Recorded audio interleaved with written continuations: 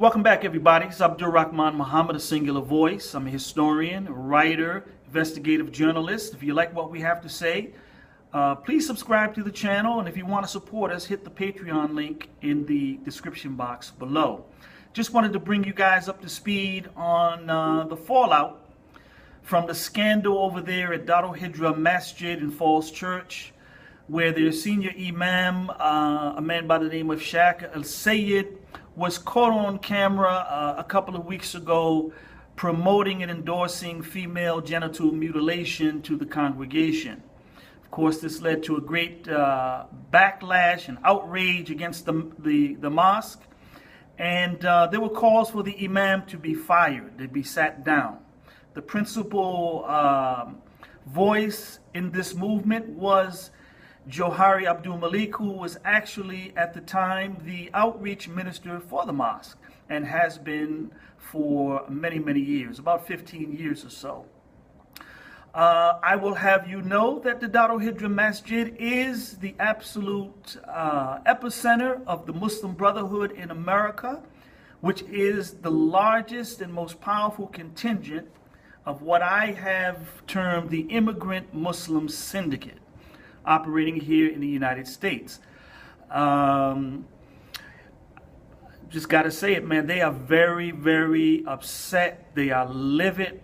They are outraged at what Imam Johari has done. They consider him a turncoat, a traitor, a backstabber, an ingrate. It's a fact that they did make the man. I mean, they gave him the platform, the national platform.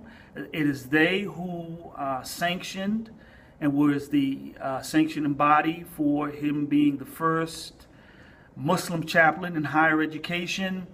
I'm not saying that Johari is not talented or that he's not knowledgeable or anything like that. I'm not saying that. I'm just saying that it's the Muslim Brotherhood that made him a big name.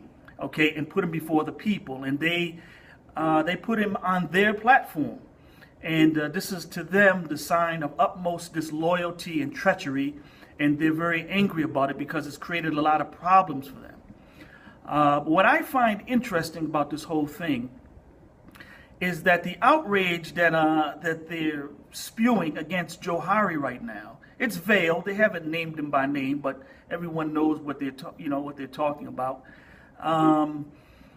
You don't find the same outrage for this brutal, vicious practice of female genital mutilation, of butchering young girls, of mutilating them and ruining their life and ruining their sexuality. You don't see the same outrage, the same venom against this practice that you see against Imam Johari Abdul-Malik right now, who I want to defend, who took a principled stand against this thing. We can't have this in America. We're not going to have it in America. And we're going to fight you on it. We're going to fight the immigrant Muslim syndicate. We're going to fight anyone who tries to bring this practice to this country. It doesn't belong here. It doesn't belong anywhere. But it certainly does not belong in the United States. Leading this public relations campaign against Johari Abdul-Malik is Esam Omeish, who is a board member of the mosque, who gave a very fiery khutbah last week, which he called for unity. He said that the Muslims, the community, ought not to be in strife and in camps around this issue, that we've got to close ranks, and we're not going to be, in a sense, bullied by the tactics employed by Johari Abdul-Malik. We got to stand firm. We got to hang tight. And he's also taking issue with the reputation of the mosque.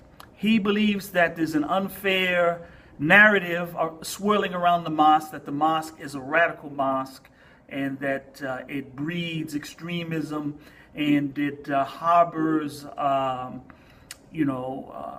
militant sentiments and militant teachings and so on and so forth.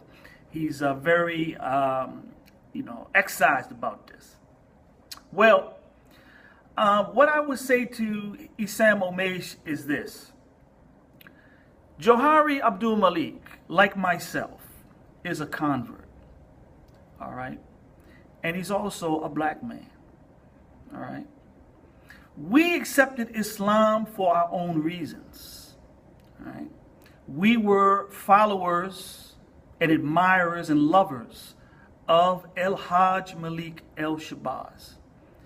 In fact, it is the example of people like Al-Hajj El-Shabazz, Muhammad Ali, Kareem Abdul-Jabbar. It is their contribution to American history and American culture that made it possible for you, Esam Omeish, for you, Shaker Elsayed, for you, Immigrant Muslim Syndicate, to come to this country and to be accepted as Americans. It's their contribution. And we accepted Islam for our own reasons.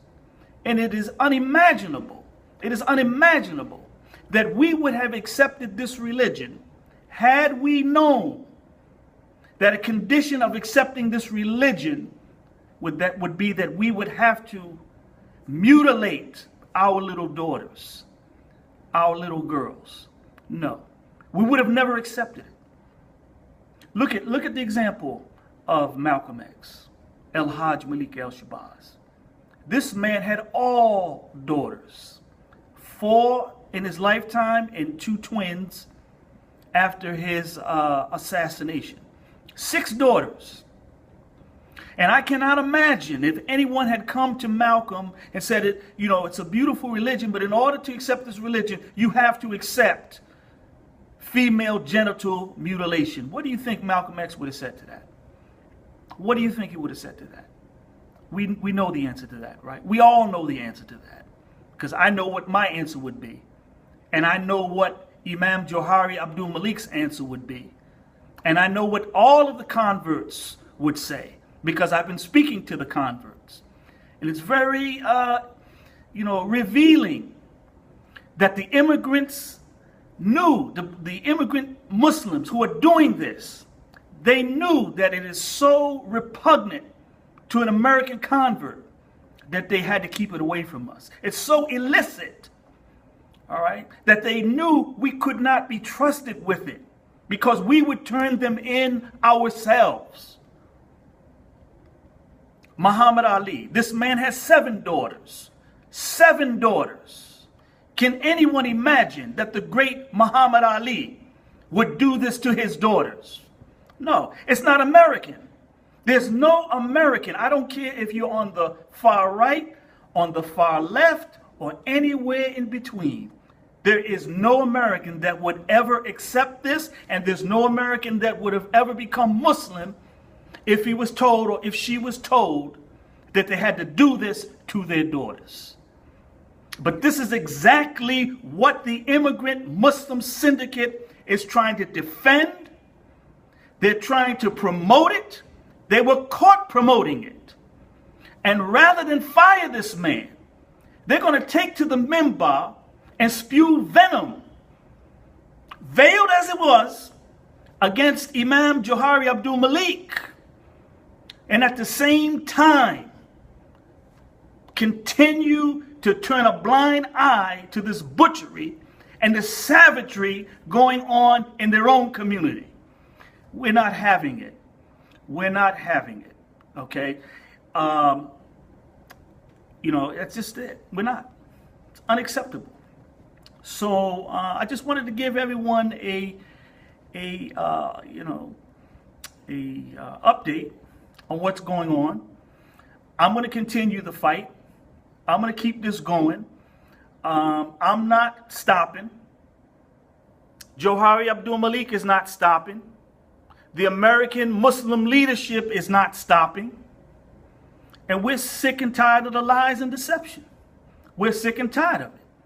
We were put together on this. This is called being put together.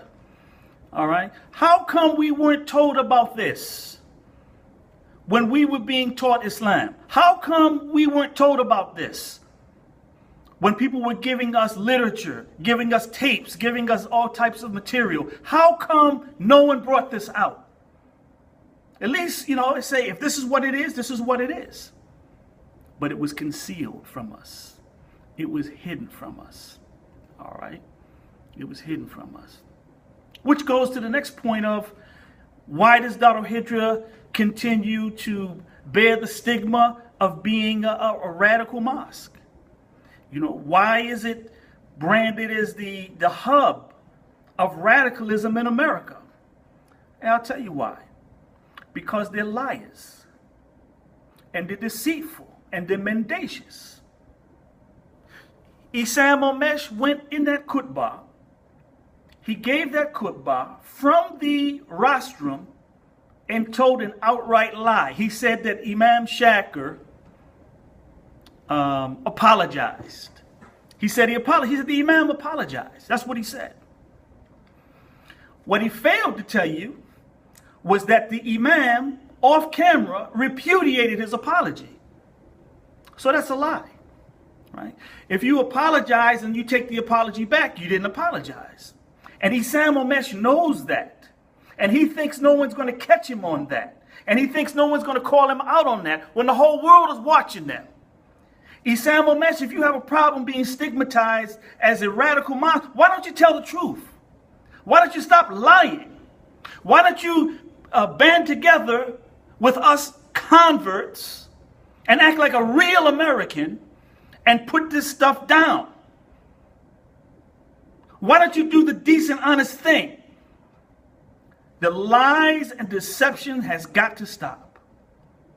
It's got to stop. You're angry that Johari took a principled stand. You're angry that you're called a radical mosque. Well, you're the one that hired Anwar al-Awlaki, not me. Anwar al-Awlaki, who declared war on all Americans, military and civilian. All Americans are a target. Anwar al-Awlaki, who convinced Omar Farooq Abdul-Muttalib, the airplane bomber, to blow up a plane. That young man threw his life away and potentially was prepared to take the lives of 300 people on that plane. This is Anwar al-Awlaki that you hired, Esam Omeish. You got to take ownership of that. You have to repudiate that. It just so happens that 2 of the 9/11 hijackers went to your mosque. It just so happened.